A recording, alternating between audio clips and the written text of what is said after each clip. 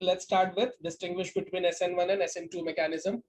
अब लाइन से एक बार फिर से मैं रिपीट कर दे रहा हूँ इसको. वेरी फर्स्ट, अगर SN1 है तो 2 स्टेप में होगा, SN1 है तो यूनिमोलिकुलर होगा. देखो कहाँ पे नंबर मैच हो रहे हैं और कहाँ पे नहीं मैच हो रहे हैं, ये याद करके जाओ. स्टेप्स और नंबर अपोजिट होते हैं, मॉलिकुलरिटी और नंबर सेम होता है, और रिएक्शन रेट में भी वही नंबर यूज होता है. जैसे यहाँ पे 1 है तो वन रिएक्टिंग स्पीशीज पे ही उसका वन रिएक्टिंग स्पीशीज के कॉन्सेंट्रेशन पे ही रेट डिपेंड करेगा. जिसने भी SN1 SN2 पढ़ा है, जिनको मैंने पढ़ा है, वो लाइन से ही ऐसे ही पढ़ा है. पहले मैंने मीनिंग बताई थी, फिर वो यूनिमोलिकुलर है, फिर उसका रिएक्शन रेट बताया था. अभी अभी जो मैंने बोला कि मॉलिकुलरिटी नेसेसरली ऑर्डर के बराबर नहीं होती. ठीक, ये रूल नहीं है, बस यहाँ पे वो मैच हो गया है. तो आप लोग इसको एज अ रूल मत याद कर लेना कि अगर यूनिमोलिकुलर है तो फर्स्ट ऑर्डर ही होगा, ऐसा नहीं है. यहाँ पे ठीक है, आप लिख दो, 12th के आंसर के लिए काम कर जाएगा. Next point number 4. Point number 4 पे क्या लिखा हुआ है? अटैक ऑफ न्यूक्लियोफाइल SN1 में जब फर्स्ट स्टेप का कार्बोकेटायन फॉर्म होता है, तो फर्स्ट स्टेप का जो कार्बोकेटायन फॉर्म होता है वो प्लेनर फॉर्म होता है, राइट. और सिंस ये प्लेनर फॉर्म होता है तो दैट्स व्हाई इसमें फ्रंट और बैक दोनों साइड से अटैक करने की पॉसिबिलिटी होती है. और सिंस दोनों साइड से अटैक हो सकता है, इसीलिए आप लोग बुक में लिखते हो कि 50% इन्वर्जन और 50% रिटेंशन ऑफ कॉन्फ़िगरेशन आता है. डन. हालांकि ये बात झूठ है. अभी कुछ बच्चे बैठे होंगे लेक्चर में जिनको आज सुबह ही मैंने पढ़ाया है कि ये बात गलत है. ठीक, आपकी बुक में ये लिखा हुआ है, but this is not entirely true. और इसके ऊपर क्वेश्चन आ चुका है, तो ऐसा नहीं कि मैं अपने मन से ही बोल रहा हूँ कि this is not entirely true. अभी आप 12th में तो यही लिखोगे कि इक्वल प्रोबेबिलिटी होती है. ये जो वर्ड है equal probability, this is wrong. बता के इसलिए रख रहा हूँ ताकि आगे चल के जब आपको क्वेश्चंस के आंसर्स पता चले तो आप मुझे गाली ना दो. तो अभी तो ये रॉन्ग है, पर आप एग्जाम में यही लिख कर आओगे कि दोनों की इक्वल प्रोबेबिलिटी होती है, इसीलिए 50% इन्वर्जन आता है, 50% रिटेंशन आता है. ये वाला पॉइंट सबको समझ गया है या इसके बारे में कुछ और डिटेल में बताना है? और आप लोग शर्मा के लजा के शांत मत बैठो. आप यहाँ पे लेक्चर बैठने आओ ताकि आप डाउट पूछ सको. अगर प्रवचन ही सुनना था तो फिर यूट्यूब वाला सुन लो. जिसको जिसको डाउट्स नहीं पूछने वो यूट्यूब पे अटेंड करो. यहाँ पे मैंने तुमको बुलाया ताकि कोई पॉइंट नहीं समझ रहे तो तुम पूछ सको. ठीक, ये पॉइंट सबको क्लियर है? हाँ SN1 सर. मैकेनिज्म 2 स्टेप में होता है. पहले वाले स्टेप में कार्बोकेटायन फॉर्म होता है. कार्बोकेटायन प्लेनर होता है. प्लेनर होने की वजह से उस पर फ्रंट और बैक दोनों साइड से अटैक हो सकता है. अगर फ्रंट साइड से 50% मॉलिक्यूल अटैक करेंगे तो रिटेंशन आएगा.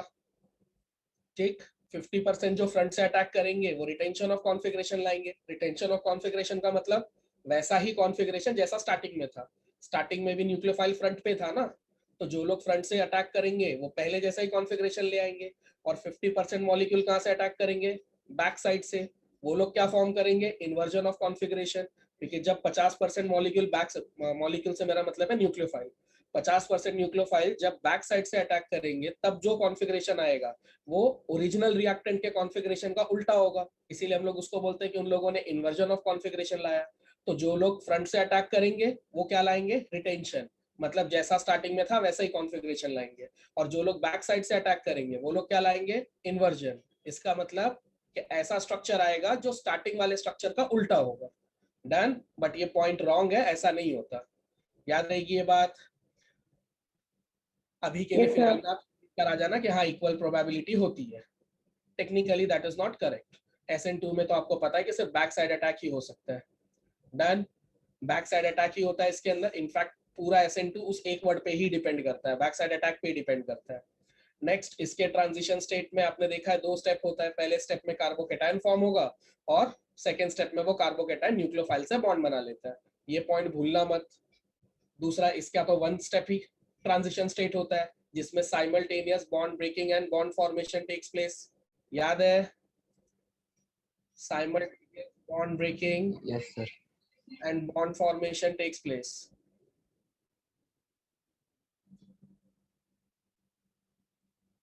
तो ये तो 1 स्टेप का इसका ट्रांजिशन स्टेप होता है. Next, type of substrate. Substrate इसके अंदर कौन सा चाहिए अपने को? टर्शियरी चाहिए ना. इनफैक्ट जो एग्जांपल आपसे पूछेंगे वो एग्जांपल भी तो टर्शियरी ब्यूटाइल ब्रोमाइड का ही एग्जांपल है. जो एग्जांपल आप सॉल्व कर रहे हो वो टर्शियरी ब्यूटाइल ब्रोमाइड ही है ना. तो इसका हाँ सबस्ट्रेट सर. क्या होता है? Tertiary butyl bromide. जबकि इसका सबस्ट्रेट कौन है? Methyl bromide. तो इसीलिए देखो मिथाइल ब्रोमाइड प्राइमरी हैलाइड है कि नहीं? तो यहाँ पे देखो इन लोगों ने लिखा है कि प्राइमरी सबस्ट्रेट होगा, और ये टर्शरी है कि नहीं, इसीलिए इन लोगों ने लिखा है टर्शरी सबस्ट्रेट होगा। देन स्टीरियोकेमिस्ट्री, जो अभी भी मैंने बोला कि 50% न्यूक्लियोफाइल फ्रंट से अटैक करेंगे तो वो रिटेंशन लाएंगे, 50% बैक साइड से अटैक करेंगे तो वो इन्वर्जन लाएंगे। हालांकि मैंने साथ में ये भी बताया दिस इज नॉट ट्रू, मैं फिर से रिपीट कर दे रहा हूँ। कभी फ्यूचर में हम लोग किसी बड़े कोर्स में मिले तो मुझे गाली नहीं पड़नी चाहिए, अभी के लिए आप ये लिख कर आ जाओ, और कभी एडवांस केमिस्ट्री में मिले तो ये पॉइंट सही नहीं है। Next, enantiomers, what are इनैंटियोमर्स?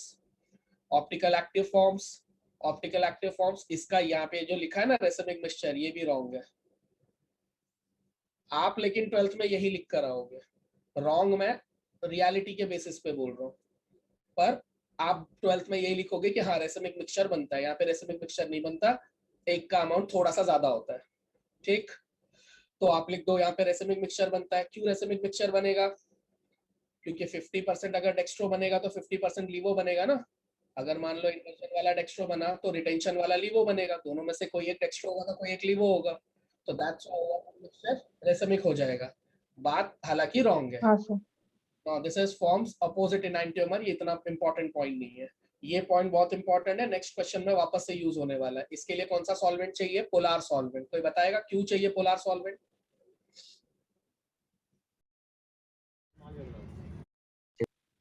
Very good. इसके इंटरमीडिएट प्रोडक्ट क्या है? कार्बोकेटाइन। कार्बोकेटाइन को स्टेबल करने के लिए पोलार सॉल्वेंट बहुत हेल्प करता है, तो ये पोलार सॉल्वेंट की मदद से हम लोग इस कार्बोकेटाइन को स्टेबल कर पाते हैं, दैट्स व्हाई इसके लिए क्या चाहिए? Polar solvent. पर इसके अंदर तो कोई कार्बोकेटाइन फॉर्म ही नहीं होता, अब जब कार्बोकेटाइन फॉर्म ही नहीं हो रहा है तो फिर पोलार सॉल्वेंट की भी कोई, जहाँ एक में पोलार क्यू और एक में नॉन पोलार क्यू है। नेक्स्ट, एनर्जी ऑफ हाँ activation, sir. Values of energies of activation, ये 2 वैल्यूज कहाँ से आया? आपने याद, ऐसे 2 पीक बनते हैं ना, इसमें एनर्जी ऑफ एक्टिवेशन कहाँ होता है, किसी को याद है? एनर्जी ऑफ एक्टिवेशन हमेशा रिएक्टेंट और ट्रांजिशन स्टेट के बीच की एनर्जी को बोलते हैं, तो ये पहला एनर्जी ऑफ एक्टिवेशन है। दूसरे स्टेप का रिएक्टेंट यहाँ पे है और ट्रांजिशन स्टेट यहाँ पे है, तो दूसरा एनर्जी ऑफ एक्टिवेशन यहाँ पे है। बुक में देखना अच्छे से मिलेगा, यहाँ पे डेल्टा E2 लिख देता हूँ और यहाँ वाले को डेल्टा E1 लिख देता हूँ, तो 2 एनर्जी ऑफ एक्टिवेशन आ रहे हैं कि नहीं? और एनर्जी ऑफ एक्टिवेशन कहाँ देखा जाता है? रिएक्टेंट और ट्रांजिशन स्टेट के बीच का एनर्जी गैप देखना रहता है। डन। सेकेंड स्टेप यहाँ से शुरू होता है ना, तो सेकेंड स्टेप का रिएक्टेंट ये है, ये पॉइंट किसको रिप्रेजेंट कर रहा है बाय द वे? अगर मैं इसको सी पॉइंट नाम दे दूं ये ब्लैक वाले को, और कोई पूछे सी रिप्रेजेंट्स, तो क्या लिखूं सी पे? कार्बोकेटाइन। सी क्या है? कार्बोकेटाइन ना, कार्बोकेटाइन के बाद ही तो सेकंड स्टेप शुरू होता है। फर्स्ट स्टेप में कार्बोकेटाइन फॉर्म होता है और सेकंड स्टेप उसी कार्बोकेटाइन से आगे प्रोसीड करता है, तो ये सी किसको रिप्रेजेंट करता है? कार्बोकेटाइन। अब देखो एक बात अभी बता दे रहा हूँ, तुमसे 2 क्वेश्चन पूछे गए, एक फैक्टर्स अफेक्टिंग SN1 SN2 और दूसरा दोनों के बीच का डिस्टिंग्विश। हो सकता है एग्जाम में SN1 या SN2 आ जाए, तुम क्या प्रिपेयर करके गए? डिस्टिंग्विश और फैक्टर, पर जरूरी नहीं कि डिस्टिंग्विश और फैक्टर ही है, हो सकता है वो लोग पूछ दे कि SN1 डिस्क्राइब करो, क्योंकि जिसको ये 2 क्वेश्चन आते हैं उसको SN1 और SN2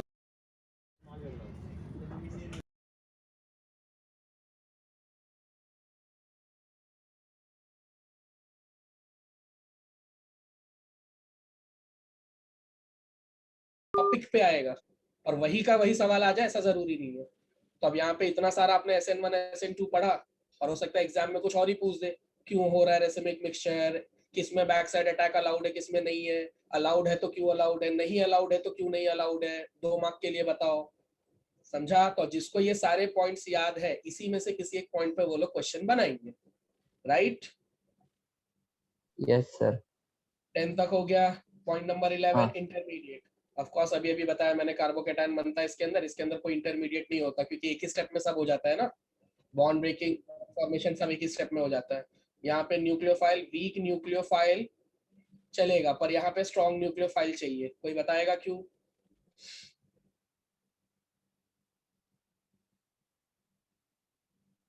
कोई बताएगा क्यों? क्योंकि SN1 के अंदर कार्बोकेटाइन फॉर्म होता है, और कार्बोकेटाइन ऑलरेडी अनस्टेबल है, तो उसको क्या लेना देना कि कौन सा न्यूक्लियोफाइल आ रहा है, उसको तो जो न्यूक्लियोफाइल मिलेगा वो उसके साथ बॉन्ड बना लेगा, वो स्ट्रॉन्ग वीक थोड़ी देखते बैठेगा, वो तो ऑलरेडी अनस्टेबल है ना। डन। लेकिन SN2 में क्या होता है, SN2 में पहले से ही एक न्यूक्लियोफाइल प्रेजेंट है। तो अगर जो न्यूक्लियोफाइल प्रेजेंट है, अगर तुम उससे स्ट्रॉन्ग न्यूक्लियोफाइल नहीं लाओगे, तो तुमको लगता है कि ये वाला स्टेप तुम देख पाओगे? इसमें ये वाले न्यूक्लियोफाइल को इससे स्ट्रॉन्ग होना चाहिए ना, तभी तो वो भी जाके अटैक कर पाएगा। अगर OH वीक होता ब्रोमीन से, तो ब्रोमीन OH को भगा ही नहीं देगा। समझा? हाँ सर। तो SN2 होने के लिए जरूरी है कि जो न्यूक्लियोफाइल ले रहे हो वो क्या हो, पुराने वाले से ज्यादा स्ट्रॉन्ग हो। नया न्यूक्लियोफाइल पुराने वाले से ज्यादा स्ट्रॉन्ग होना चाहिए, क्योंकि नए वाले न्यूक्लियोफाइल को पुराने वाले के रहते कार्बन पे जाकर अटैक करना है। ऐसा तभी पॉसिबल है जब वो पुराने वाले से ज्यादा स्ट्रॉन्ग हो। अगर वो पुराने वाले से वीक निकला तो पुराना वाला उसको भगा देगा, बराबर, रिएक्शन आगे प्रोसीड ही नहीं होगा। समझ गई बात? Yes sir. और पहले वाले में किसी न्यूक्लियोफाइल के स्ट्रेंथ का कोई लेना देना है नहीं, क्योंकि कार्बोकेटायन फॉर्म हो चुका है, और कार्बोकेटायन इतना अनस्टेबल है कि उसको वीक मिले स्ट्रॉन्ग मिले, जो मिलेगा वो चुपचाप से बॉन्ड बना लेगा, बिकॉज उसको एनी हाउ स्टेबल होना है। उसको स्ट्रॉन्ग वीक से कोई लेना देना नहीं है। ठीक। Next, order of reactivity. सबसे ज्यादा रिएक्टिव कौन होगा यहाँ पे? ऑफ कोर्स टर्शियरी होगा। कोई बताएगा टर्शियरी यहाँ पे ज्यादा रिएक्टिव क्यों है? यहाँ पर ये 3-3 सपोर्ट हम लोग क्यों देख रहे हैं?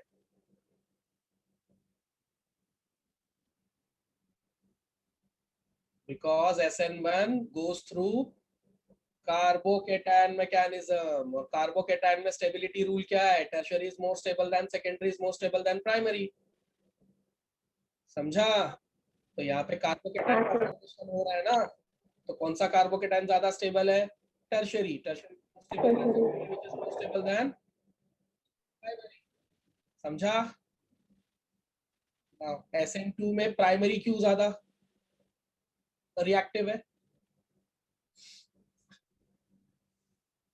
प्राइमरी के पास सबसे कम एक्ट ग्रुप्स होते हैं। जैसे जैसे ग्रुप बढ़ते जाएंगे वैसे वैसे स्टेरिक हिंड्रेंस बढ़ता जाएगा। बैक साइड अटैक पॉसिबल होगा क्या?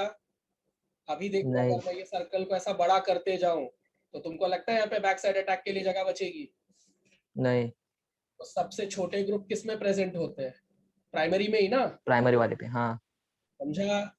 सबका रीजन समझ गया? हाँ सर। अब ये स्क्रीन पे तुम लोगों को ये वीडियो में तो ये स्क्रीन मिल ही जाएगी, इसको अभी मैं डिलीट कर रहा हूँ।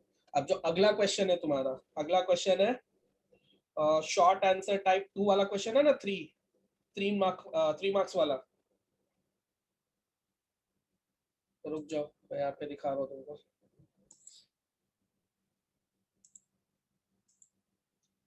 ये देखो, अभी जो मैंने क्वेश्चन पढ़ा है वो ये था, क्वेश्चन नंबर 5, राइट। और ये देखो एक क्वेश्चन है यहाँ का 3 मार्क वाला, explain factors affecting SN1 and SN2, right. इस क्वेश्चन के अंदर ये क्वेश्चन भी कंप्लीट हो गया। कैसे? चेक करो। तो सब जो जो क्वेश्चन बैंक लेकर बैठे वो लोग टिक लगाते चलो कि ये दोनों क्वेश्चन कंप्लीट हो गए। कैसे कंप्लीट हो गए वो देखो। ये देखो जरा, 3 फैक्टर्स है। पहला है फैक्टर नंबर 9, दूसरा है फैक्टर नंबर 12, और तीसरा है order of reactivity of alkyl halide. अगर इसको तुम सबस्ट्रेट के नाम से लिख दो,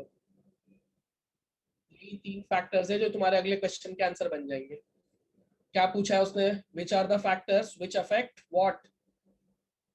SN1 होगा, कौन से वाले फैक्टर्स SN1 को फेवर करवाएंगे, कौन से वाले फैक्टर SN2 को फेवर करवाएंगे, यही सवाल में पूछा गया है। डन। तो सॉल्वेंट अगर पोलार रहा तो किसको फेवर करेगा?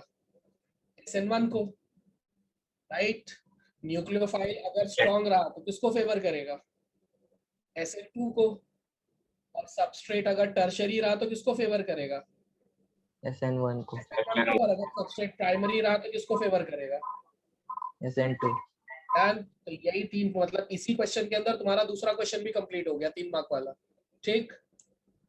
और मुझे पता है कि तुमको बहुत दिक्कत होगी लिखने के लिए, इसीलिए मैं उसका भी तुमको स्क्रीनशॉट दे दे रहा हूँ। ये लो, ये लो, इसमें पूरा लिख के मिल जाएगा तुमको।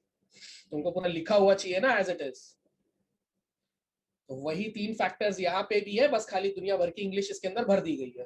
तो जिसको पूरा आंसर चाहिए इसका स्क्रीनशॉट ले लो, वीडियो में भी ये मिल जाएगा तुमको। मैम वैसे भी आफ्टर द लेक्चर ये पीडीएफ फॉर्म में डाल के दे रहे हैं तुमको, ठीक? उन्होंने डाल दिया है व्हाट्सएप ग्रुप पे, ये डाल दिया है। क्वेश्चन नंबर 6 सॉल्व करूं। क्या पूछा गया है क्वेश्चन नंबर 6 में? Benzylic halide shows higher reactivity for SN1 then primary alkyl halide. अपने को बेंजाइल और प्राइमरी अल्काइल हैलाइड को कंपेयर करना है, बराबर? किसके रेफरेंस में कंपेयर करना है? तो सर अपने को ये प्रूव करना है कि बेंजाइल वाला ज्यादा रिएक्टिव है किसके?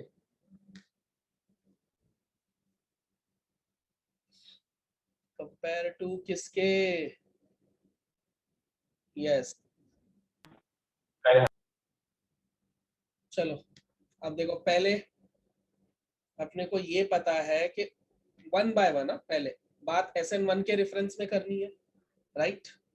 SN1 के रेफरेंस में बात करनी है तो कार्बोकेटाइन तो फॉर्म होगा ही होगा, और अगर कार्बोकेटाइन फॉर्म हो रहा है तो दोनों को लेकर कंपेयर कर लेते हैं। जिसका कार्बोकेटाइन स्टेबल होगा वो फास्टर रिएक्ट करेगा, जिसका कार्बोकेटाइन स्टेबल नहीं होगा फास्टर रिएक्ट नहीं करेगा। यही है बेंजाइल, और ये है कोई एक अल्काइल ले लो, इसका ये कार्बोकेटाइन है, इसका ये कार्बोकेटाइन है। बताओ दोनों में से कौन सा वाला कार्बोकेटाइन ज्यादा स्टेबल है? ज्यादा है इसकी। वाई? इसके अंदर रेजोनेंस पॉसिबल है। मुझे कैसे पता कि इसमें रेजोनेंस पॉसिबल है? ये देखो, यहाँ पे डबल बॉन्ड्स है। जैसे ये कार्बन कार्बोकेटाइन बनेगा, ये वाला बॉन्ड यहाँ पे शिफ्ट हो जाएगा।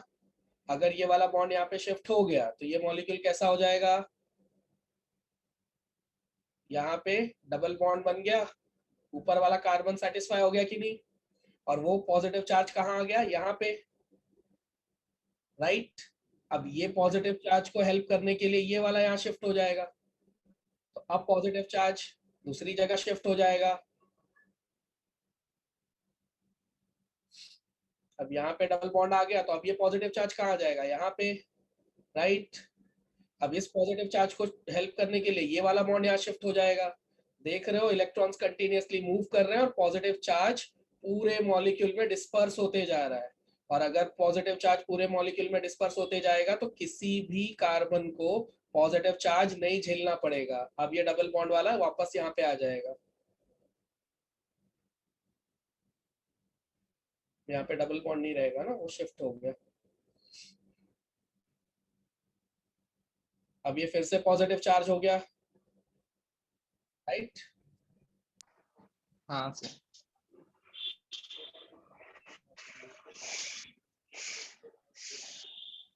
क्या बोलते हैं इस फिनोमेना को? Resonance effect. रेजोनेंस। क्या फायदा हुआ इस रेजोनेंस से? पॉजिटिव चार्ज पूरे मॉलिक्यूल में डिस्पर्स हो गया। पॉजिटिव चार्ज पूरे मॉलिक्यूल में डिस्पर्स हो गया तो किसी एक एटम को पॉजिटिव चार्ज से सफर करना पड़ा क्या? इसीलिए पूरा मॉलिक्यूल क्या हो गया? स्टेबल। डन। अब यहाँ पे तुम यही रेजोनेंस यहाँ पे पॉसिबल है क्या? नहीं। इसीलिए हम लोग क्या बोलेंगे? This is more stable.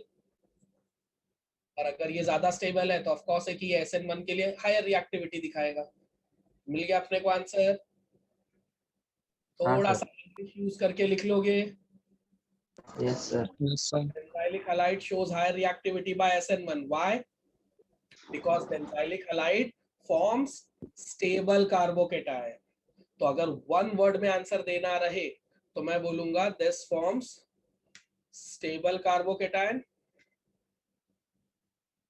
Short answer अगर लिखना हो तो therefore shows higher reactivity. Clear?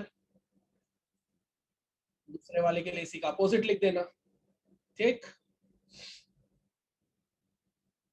तो ये भी कंप्लीट हो गया, ये भी कंप्लीट हो गया, ये भी कंप्लीट हो गया।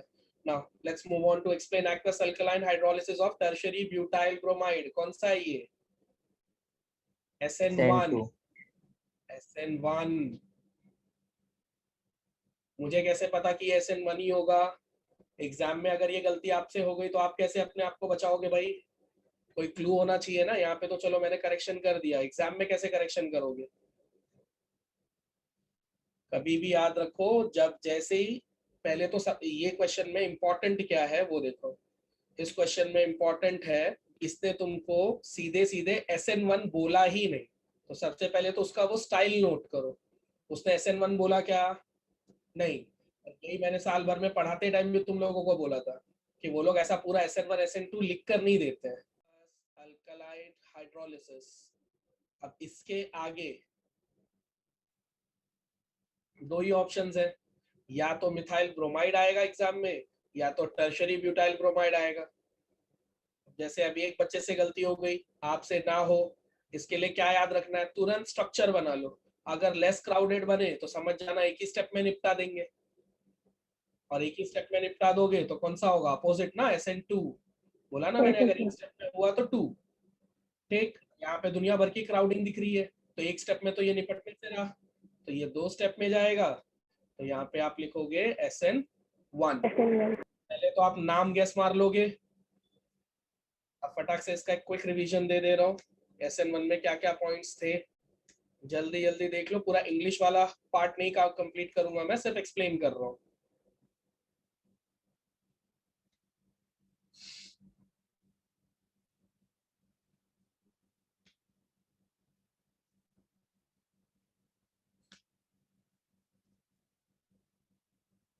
aqueous alkaline hydrolysis of tert butyl bromide।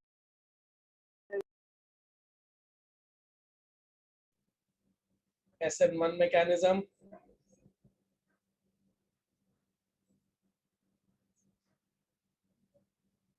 क्या क्या इंपॉर्टेंट है? पहले क्या लिखोगे? पहले इसकी मीनिंग बताओगे, आप पूरे नाम की मीनिंग बताओगे। Unimolecular, nucleophilic,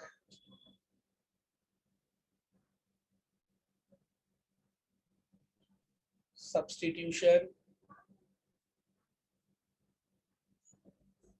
reaction. पहला स्टेप है कि आप पूरी मीनिंग बताओगे। दूसरा स्टेप है कि आप एग्जांपल बताओगे, कौन सा एग्जांपल आप एक्सप्लेन करने वाले हो। तो एग्जांपल आप लेने वाले हो ब्रोमाइड का।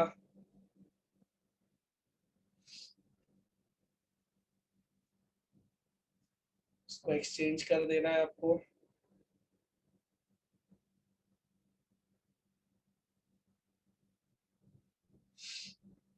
बस ये निकल जाएगा। थर्ड स्टेप है आपका काइनेटिक्स ऑफ रिएक्शन।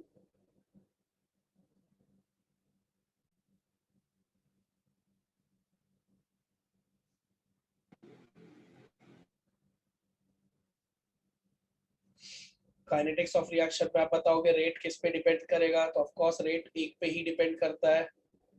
कैसे याद रखोगे ये कि ये यूनिमोलिकुलर है तो रेट एक पे ही डिपेंड करेगा। फर्स्ट ऑर्डर भी है ना, तो जो ऑर्डर है वो यही बताता है। किसी भी रिएक्शन का ऑर्डर क्या बताता है? उसके रेट की डिपेंडेंसी बताता है कि कितने पे वो डिपेंड करेगा। अगर ऑर्डर 1 है इसका मतलब वो एक ही रिएक्टेंट पे डिपेंड करेगा, समझा? ऑर्डर 2 है मतलब दोनों पे डिपेंड करेगा। तो यहाँ पे अगर ऑर्डर 1 है तो ऑफकोर्स की रेट एक ही पे डिपेंड करेगा। फोर्थ स्टेप है डायरेक्टली मैकेनिज्म। मैकेनिज्म में आप 2 स्टेप बताने वाले हो। पहला स्टेप बॉन्ड ब्रेकिंग। टाइटल वगैरह जरा अच्छे से लिखना। बॉन्ड ब्रेकिंग के बाजू में जानबूझकर लिख देना फॉर्मेशन ऑफ कार्बोकैटायन। देखो हर सब्जेक्ट का जो टीचर होता है ना उसको कुछ वर्ड्स बहुत प्रिय होते हैं, तो केमिस्ट्री वालों को ये इंटरमीडिएट वर्ड बहुत प्रिय है। ये लिखोगे तो उसको लगेगा अच्छा बच्चा जानकार है। अब इससे कोई एक्स्ट्रा मार्क्स नहीं मिलने वाले, पर तुम्हारा जो इंप्रेशन है वो इंप्रेशन तुमको पूरे पेपर में कहीं ना कहीं 1-2 मार्क्स एक्स्ट्रा दिला ही देगा। तो पहले बॉन्ड ब्रेकिंग होगी, फॉर्मेशन ऑफ कार्बोकैटायन इंटरमीडिएट बनेगा। ये स्टेप आप लोगों ने साल भर में पढ़ाई है। अब इसमें जो इम्पोर्टेंट बातें हैं वो मैं हाईलाइट कर दे रहा हूँ। पहली इंपॉर्टेंट बात है कि स्टार्टिंग में इसका जो ज्योमेट्री है that is tetrahedral. then this is a slow reaction and RDS, rate determining step, ये लिखते ही आपको यहाँ पे हाफ मार्क मिल जाएंगे, तो ये वाला पॉइंट तो मत भूलना गलती से भी, राइट। और बाद में ये will undergo ट्रांजिशन स्टेट में क्या होगा, बॉन्ड वीक होगा, क्यों, क्योंकि इलेक्ट्रॉन सेपरेट होते हैं, ब्रोमीन की तरफ जाते हैं, दोनों पे पोलैरिटी डेवलप हो जाती है एंड फाइनली बॉन्ड ब्रेक्स। और जब बॉन्ड ब्रेक होगा तो इंपॉर्टेंट पॉइंट क्या है कि now this structure would become planar, पुराना न्यूक्लियोफाइल हट गया। सेकेंड स्टेप, बॉन्ड फॉर्मेशन, इसका कुछ खास नाम नहीं है तो आप इसको डायरेक्ट लिख सकते हो। अब आपके पास स्टार्ट क्या है, प्लेनर, टर्शियरी ब्यूटाइल कार्बोकेटाइन, यहाँ पे मैं प्लस चार्ज लिखना भूल गया था। नाउ नया न्यूक्लियोफाइल लेकर आओ, सेकेंड स्टेप इज फास्ट। तो केमिस्ट्री वालों को ये स्टेप बहुत पसंद है, ये वर्ड बहुत पसंद है कि फर्स्ट स्लो है, सेकेंड फास्ट है, सेकेंड स्टेप, तो ये सब वर्ड जितना लिखोगे उतने अच्छे मार्क्स मिलेंगे। देन यहाँ पे अगेन, अब यहाँ पे दो बताना है तुमको, एक बार बताना है कि OH फ्रंट से आया, डन, और एक बार बताना है कि OH बैक साइड से आया, तभी तो 50% इन्वर्जन रिटेंशन वाला सीन बनेगा ना। हालांकि ये झूठ है, एक ही लेक्चर में 3 बार बता चुका हूँ, पर ठीक है, बुक अब यही मांग रही है तो अब यही लिखो। अब ये वाले कॉम्बिनेशन से ये मिलेगा तुमको, ये प्लेनर नहीं रहा ना, तो मुझे टेट्राहेड्रल स्ट्रक्चर बनाना पड़ेगा, वापस से टेट्राहेड्रल में कन्वर्ट हो जाता है प्लेनर से वो, राइट। इसमें न्यूक्लियोफाइल फ्रंट पे है तो एक इससे बनेगा और दूसरा वाला दूसरे से बनेगा, दूसरे वाले में न्यूक्लियोफाइल कहाँ रहेगा, बैक साइड में, राइट। तो इसके थ्रू ये बना और इसके थ्रू ये बना, ये आया 50% क्या, रिटेंशन, क्योंकि इसका स्ट्रक्चर स्टार्टिंग वाले के जैसे ही है ना, ये देखो स्टार्टिंग वाला same to same, matching matching, और ये क्या आया 50% इन्वर्जन। क्यों इन्वर्जन, क्योंकि इसमें न्यूक्लियोफाइल बैक साइड में, जबकि स्टार्टिंग में न्यूक्लियोफाइल कहाँ था, फ्रंट में, तो इन्वर्जन मतलब उल्टा हो गया, ये उल्टा हो गया बराबर ये। बाद में लास्ट स्टेप क्या है, एनर्जी प्रोफाइल डायग्राम। आप अगर सपोज करो यहाँ से स्टार्ट कर रहे हो, energy profile diagram, potential energy versus reaction in progress, जैसे जैसे रिएक्शन हो रहा था उसकी पोटेंशियल एनर्जी को आप इस पे ग्राफ कर रहे हो, राइट। तो कई बार स्टूडेंट लिखना भूल जाता है कि ग्राफ क्या वर्सेस क्या का है, तो पहले तो ये याद करके जाओ। सपोज करो रिएक्टेंट की पोटेंशियल एनर्जी इतनी थी, तो फर्स्ट स्टेप के ट्रांजिशन स्टेट में वो इतनी पीक पे चली गई और फिर वो थोड़ी नीचे आई, यहाँ पे क्या फॉर्म हो गया यार, थोड़ी देर पहले ही बताया मैंने, कार्बोकेटाइन फॉर्म हो गया, कार्बोकेटाइन के बाद फिर से ऊपर चली गई और फिर से फाइनली नीचे आ गई। इस एनर्जी प्रोफाइल डायग्राम में क्या क्या बातें ध्यान रखने वाली है कि ये है पहला ट्रांजिशन स्टेट, ये है दूसरा ट्रांजिशन स्टेट।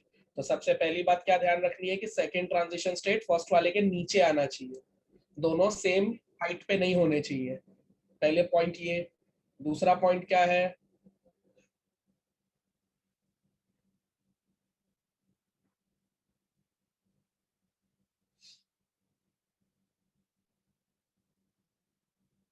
ये देखो, ये ऊपर होना चाहिए, ये नीचे होना चाहिए, इन दोनों में ये डिफरेंस होना चाहिए। दूसरा, रिएक्टेंट ऊपर होना चाहिए, प्रोडक्ट नीचे होना चाहिए।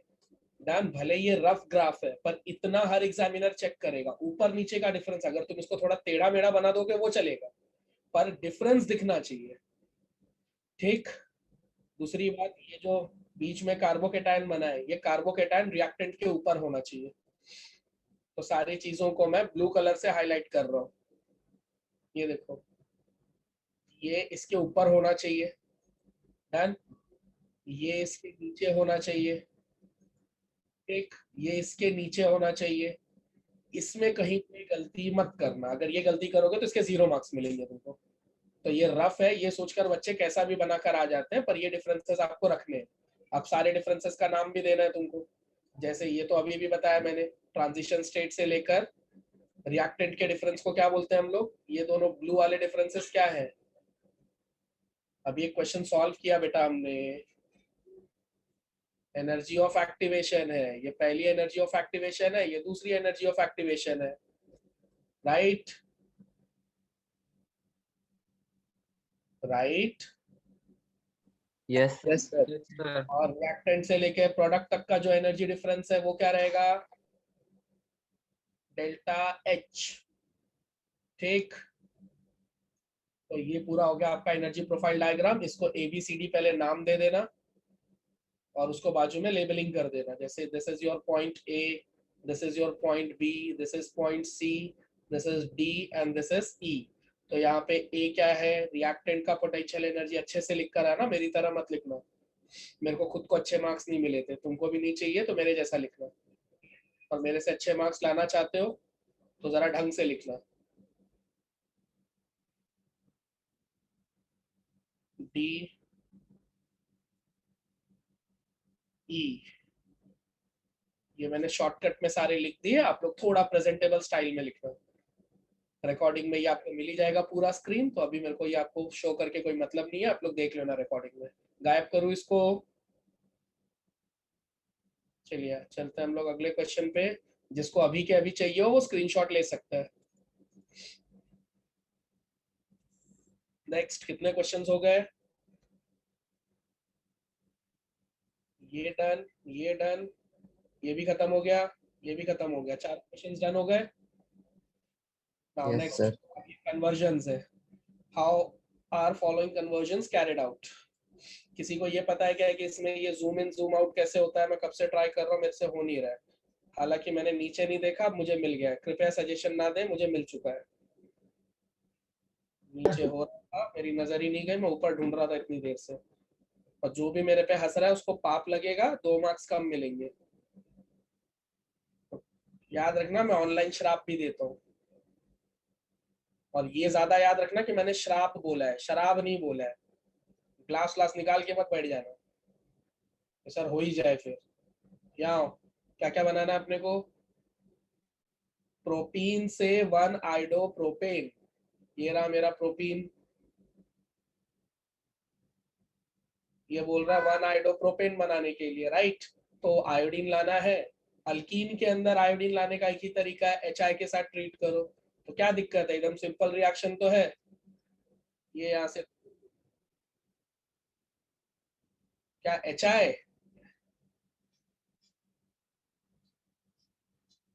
यहाँ पे जब आप अनसिमेट्रिकल अल्कीन वाला एडिशन करोगे तो जस्ट मार्कोनिकॉफ रूल लगा दो, सॉरी एंटी मार्कोनिकॉफ रूल लगा दो। क्यों एंटी मार्कोनिकॉफ क्यों कर दिया मैंने,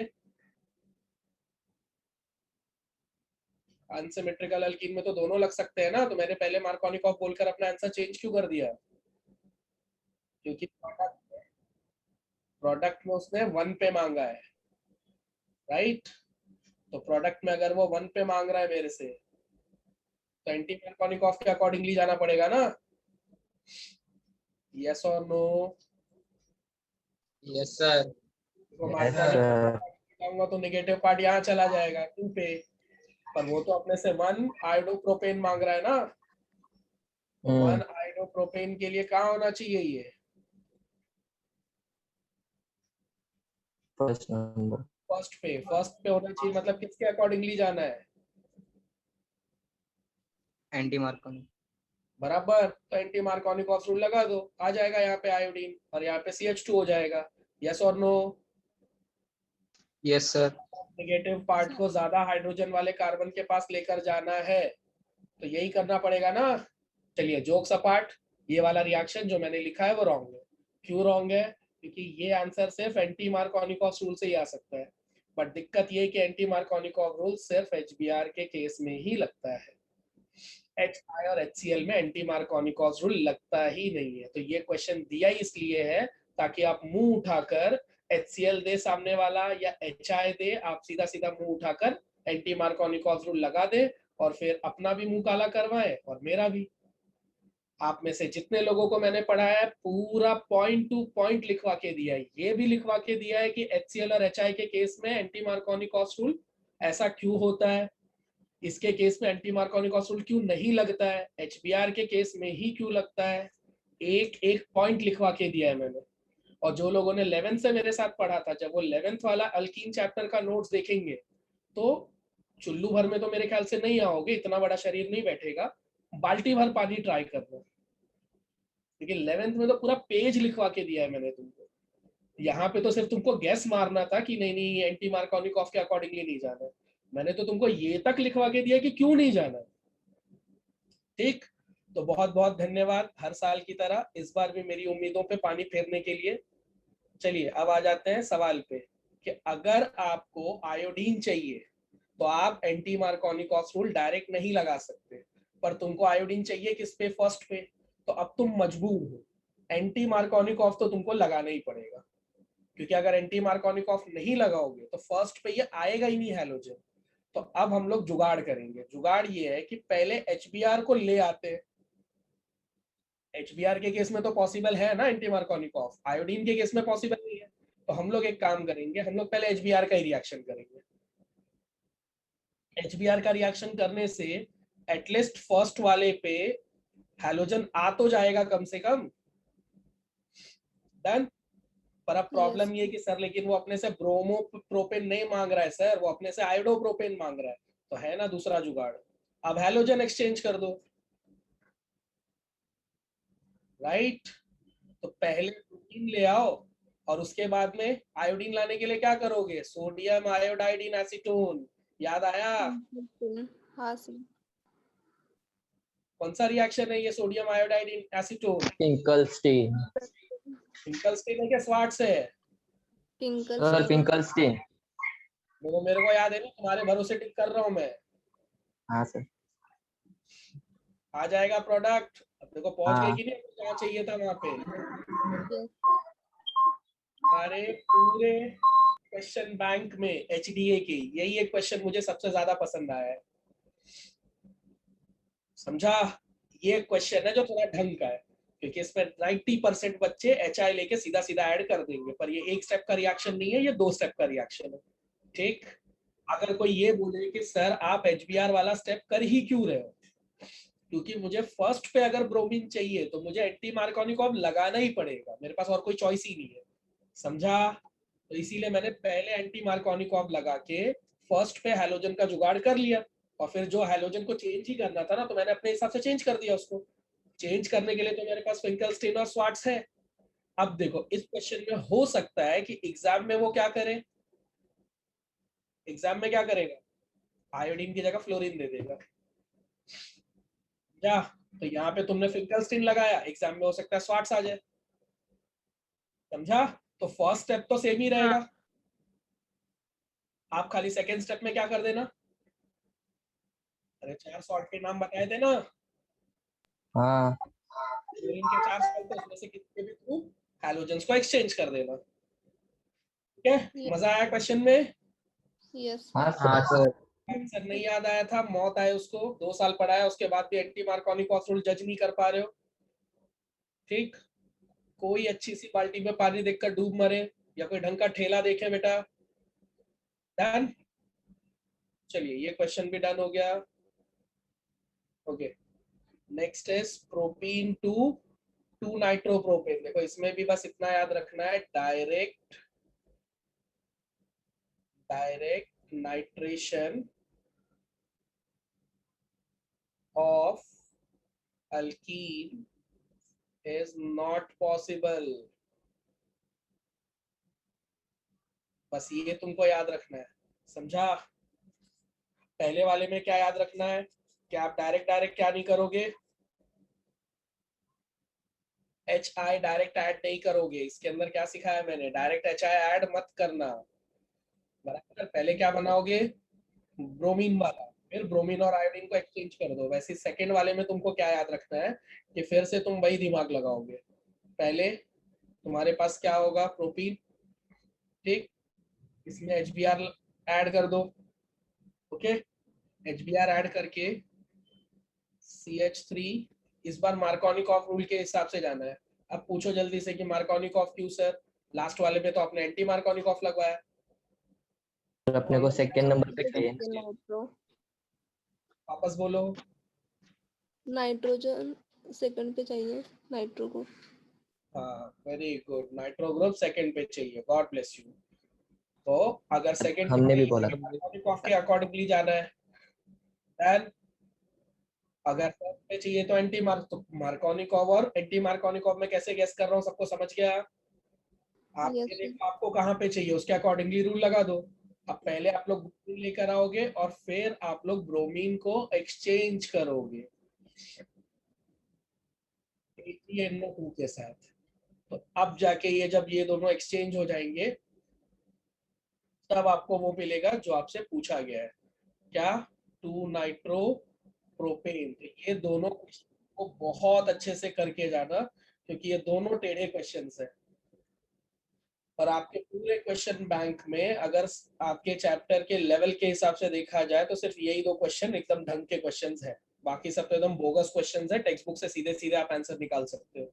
यही 2 है जो थोड़े चैलेंजिंग है, क्योंकि अगर इसमें आपको ये नहीं याद रहा कि डायरेक्ट नाइट्रेशन नहीं हो सकता, प्लस HI डायरेक्टली आप एंटी मार्कोनिकॉफ के अकॉर्डिंगली ऐड नहीं कर सकते, तो आप दोनों में गलती कर दोगे। दूसरी बात कि सर लेकिन यहाँ पे क्या प्रॉब्लम है, आप ऐसा डायरेक्टली ऐड क्यों नहीं कर सकते? डायरेक्टली ऐड में इसलिए नहीं कर सकता क्योंकि ये जो NO2 है ना, ये इलेक्ट्रोफाइल है, समझे? और सिंस NO2 इलेक्ट्रोफाइल है तो पहले से इलेक्ट्रोफाइल मतलब क्या? Electron deficient. और अपने पास स्टार्टिंग का प्रोडक्ट क्या है? Propane propene, which is an what? Alkyne. Alkyne Alkene. क्या है? Electron deficient. मुझे कैसे पता? क्योंकि डबल बॉन्ड बनाकर बैठा है। डबल बॉन्ड किसका सिंबल है? अनसैचुरेशन का। तो एक इलेक्ट्रॉन डेफिशिएंट दूसरे इलेक्ट्रॉन डेफिशिएंट को कैसे ऐड करेगा? इसीलिए डायरेक्ट नाइट्रेशन पॉसिबल नहीं है, आपको 2 स्टेप में करके दिखाना है, ठीक? Yes, हाँ sir. सर। हाँ सर। ये वाला भी होपफुली आपका हो गया होगा। नेक्स्ट,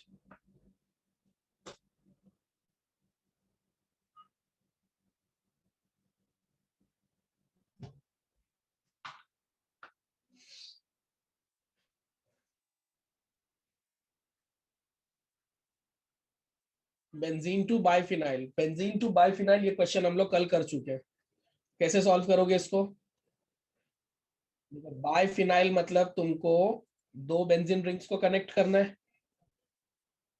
अब एक बात याद रखना, 2 बेंजीन को कनेक्ट करना हो, 2 अल्काइल ग्रुप को कनेक्ट करना हो, या एक बेंजीन रिंग को दूसरे अल्काइल से कनेक्ट करना हो, इन तीनों का पूरे सिलेबस में एक ही रिएक्शन है। जल्दी से बोलो बेटा कौन सा? Words reaction. यस, ये वाला रहा तो Words ये वाला रहा तो पिट्टी। और ये रहा तो Words पिट्टी। वर्ड्सविथिंग, बराबर। अब ये बात मैंने यहाँ से क्यों शुरू की? यहाँ से इसलिए शुरू किया है क्योंकि उसने तुमको बोला बेंजीन से बाइफिनाइल बनाओ, डन। अब तुम ठहरे एकदम देसी आदमी, तुम लगाओगे अपना देसी दिमाग कि बेंजीन से बाइफिनाइल बनाना है, ये ले लेंगे हम लोग 2 बेंजीन और यहाँ पे लिख देंगे 2 और यहाँ लिख देंगे हम लोग बाइफिनाइल। अगर किसी ने ज्यादा पूछा कि दोनों कनेक्ट कैसे हुआ, तो यहाँ पे हम लोग एरो पे लिख देंगे फेविकॉल, नहीं ना? Very good. तो अपने को याद रखना है कि दोनों बेंजीन डायरेक्टली कनेक्ट नहीं होते। तो अगर आपको इसका फितिक रिएक्शन करना है तो फितिक रिएक्शन बेंजीन से होता है क्या? नहीं, फितिक रिएक्शन किससे होता है? क्लोरोबेंजीन से होता है। आप समझे कैसा फंसाया उसने तुमको? ये तुमको हाँ याद सर। रखना है कि पहले तुमको बेंजीन को क्या बनाना है? क्लोरोबेंजीन। Chlorobenzene. और ये स्टेप क्वेश्चन में मेंशन नहीं है। जिसका पूरा ध्यान गया उसी को याद रहेगा कि पहले क्लोरोबेंजीन होना चाहिए तो फितिक रिएक्शन करोगे ना। हाँ Yes, sir. अब सोचो, अब इसने बाइफिनाइल पूछा है, एग्जाम में हो सकता है वो ये अल्काइल पूछ दे, और तुम हो वही बेंजीन वाला जुगाड़ लगा दोगे, देसी जुगाड़, बोलोगे 2 अल्काइल लेके फेविकॉल से जोड़ देंगे, हो गया। तो याद रखना अल्काइल भी साथ में नहीं जोड़ते, अल्काइल का भी क्या होना जरूरी है, क्लोरो क्लोरीन के साथ होना जरूरी है। तो ये आपसे बायफिनाइल पूछे, ठीक, अगर आपसे बायफिनाइल पूछा जा रहा है, आपसे अल्केन पूछा जा रहा है, या फिर आपसे क्या बोलते हैं ये वाला पूछा जा रहा है, मैं इसका नाम ही भूल गया हूँ, मेरे को नाम नहीं याद आ रहा है। एरोमेटिक रिंग विद अल्केन क्या बोलते हैं इसको, टोलिन चलो ठीक है। ये पूछा गया, ये पूछा गया, ये पूछा गया, तीनों में से अगर कुछ भी पूछा तो पहले चेक करना कि क्लोरीन दिया है कि नहीं दिया है रिएक्टेंट में। आई बात समझ में? अगर रिएक्टेंट के अंदर क्लोरीन दिया है तो फिर तो तुम सीधे सीधे रिएक्शन कर सकते हो गया। पर अगर रिएक्टेंट के अंदर क्लोरीन नहीं दिया है तो एक स्टेप आप एक्स्ट्रा करके दिखाओगे, पहले आपको ही क्लोरीन लाके दिखाना पड़ेगा।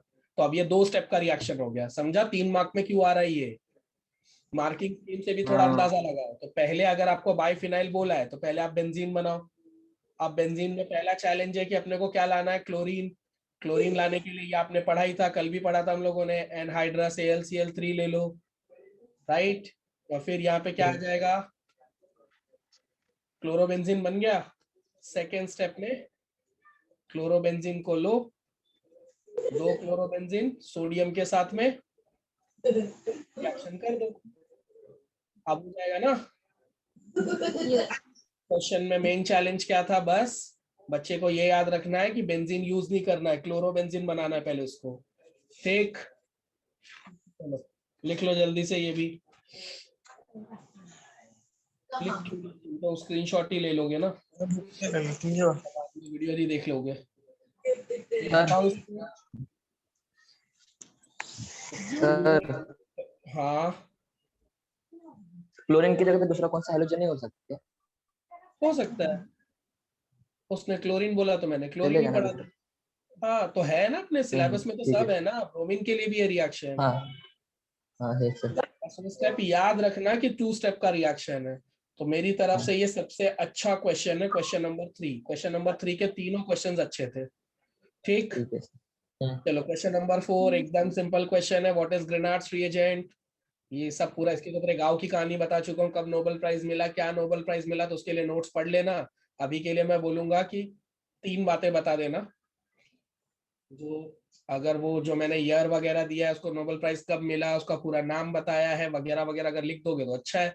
अदरवाइज 3 बातें तुमको लिखना है। व्हाट इज ग्रेनार्ड्स रिएजेंट में पहला वर्ड होना चाहिए, it is alkyl magnesium halide, पहला वर्ड ये होना चाहिए। भूख लगना टाइमिंग होती दूसरा क्या, नेक्स्ट इज ऑर्गेनोमेटालिक। मी चपाती आहे. बेटा म्यूट करो खुद को। चहाचे वेगळे असते आणि ह्याचे वेगळे असते. Rohan, yes sir. हाँ बेटा म्यूट रहो, आपकी आवाज आ रही थी, अनम्यूट हो गए थे आप। हाँ सर, हाँ सर. हाँ चलो, व्हाट इज ग्रेनार्ड्स रिएजेंट, पहला पॉइंट आप लिखोगे अल्काइल मैग्नीशियम हलाइड, दूसरा पॉइंट आप लिखोगे ऑर्गेनोमेटालिक कंपाउंड, ठीक। ये दोनों तो आपको लिखना ही है। ये हो गया तुम्हारे व्हाट इज ग्रेनार्ड्स रिएजेंट का answer. Next question, how is it prepare, simple reaction है, अल्काइल हलाइड ले लो, मैग्नीशियम के साथ किसकी प्रेजेंस में ट्रीट करोगे, यस, व्हाई नॉट वाटर, पानी क्यों नहीं लिया, ड्राई ईथर का काम यहाँ पे क्या है, इट एक्ट्स एज सॉल्वेंट। तो लोग पूछेंगे ना कि जब सॉल्वेंट ही चाहिए था तो पानी क्यों नहीं, पानी फ्री में है, ड्राई ईथर तो खरीद के लाना पड़ेगा, राशन कार्ड पे थोड़ी मिलता है वो।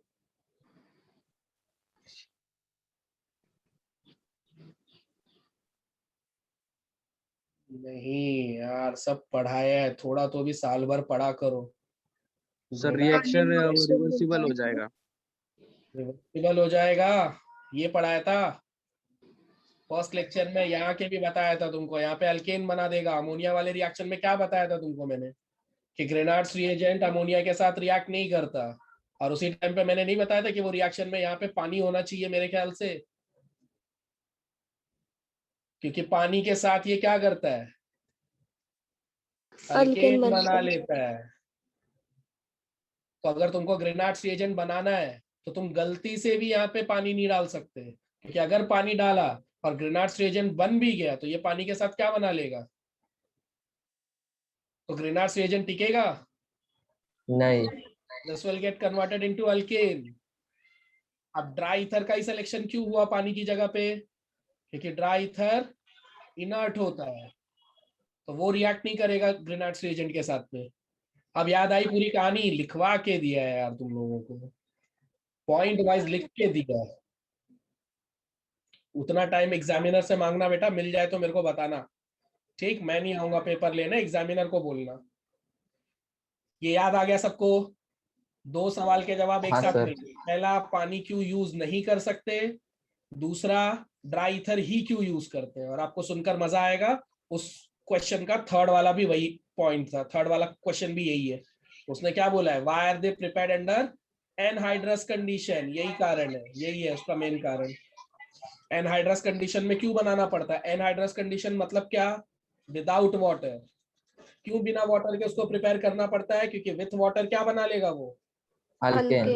यही रिएक्शन लिख कर आ जाना, थर्ड वाले क्वेश्चन का ये आंसर है कि in hydrous condition it will form alkane, that's why it is prepared under anhydrous condition. Anhydrous condition लाने के लिए हमने क्या यूज किया था?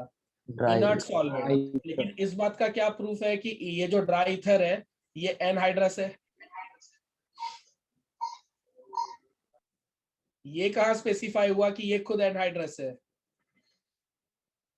उसके नाम में ड्राई वर्ड इसीलिए लगा हुआ है।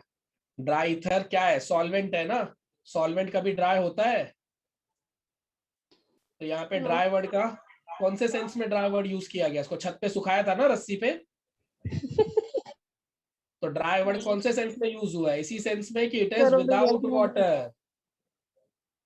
ये इस बात का प्रूफ है कि अगर तुम ड्राई ईथर यूज करोगे तो देयर इज नो वाटर।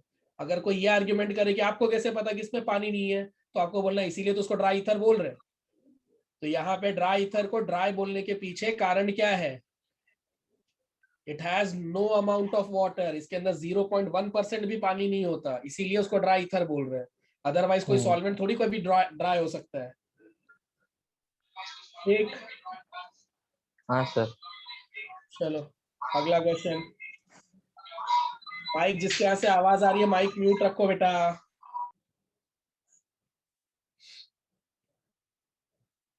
ये भी हो गया, कहाँ गया? हाँ ये हो गया। Next is right chemical equations indicating the actions of following on bromobenzene. अब ये तो सिंपल सिंपल है, पहला वाला कोई गेस मारेगा कौन सा क्वेश्चन है? देखकर आंसर मिल जाना चाहिए।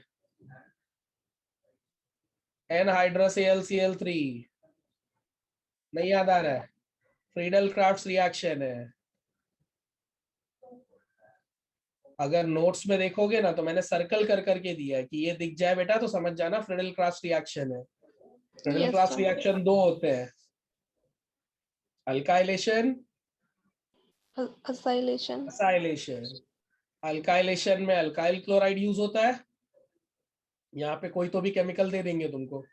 और असाइलेशन में 2 चॉइसेस है,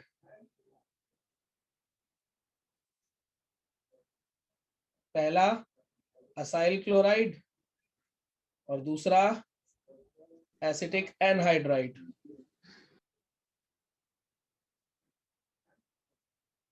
और तीनों केसेस में पहचानने का तरीका यही है कि यहाँ पे क्या देखोगे? Anhydrous AlCl3.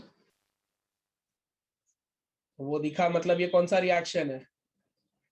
Friedel crafts reaction. सीधा सीधा लेकर ऐड कर दो। अब अपने को ये वाला बोला है, अब यहाँ जो भी केमिकल देगा बस उसको उठा के अपने को ऐड करना है। कौन सा केमिकल बोला है उसने? ब्रोमोबेंजीन। और ये रिएक्शन आपके सिलेबस का रिएक्शन है। एंड में अगर देखोगे तो बस आपके सिलेबस में क्लोरीन के साथ दिया हुआ है, तो अभी आप क्लोरीन की जगह ब्रोमीन ले लो, ब्रोमीन ले लो, एसिटाइल क्लोराइड ले लो। ठीक, एनहाइड्रस AlCl3 के प्रेजेंस में ये पूरा का पूरा यहाँ के H के साथ एक्सचेंज कर दो। 2 बार एक्सचेंज होंगे, 2 टाइप का प्रोडक्ट आएगा, ऑर्थो और पैरा। एक बार ऑर्थो पे और एक बार पैरा पे। तो यहाँ पे ये भी 2 ले लेना, ये भी 2 कर देना। रिएक्शन बैलेंस चाहिए ना, बोर्ड एग्जाम दे रहे हैं हम लोग। बोर्ड एग्जाम में सब कुछ लिखने पे ही डिपेंड करता है। सिलेबस का ही रिएक्शन है ये, यस सर। हो जाएगा अब। ऑर्थो हाँ, वाला सर। माइनर, ये वाला मेजर। जी।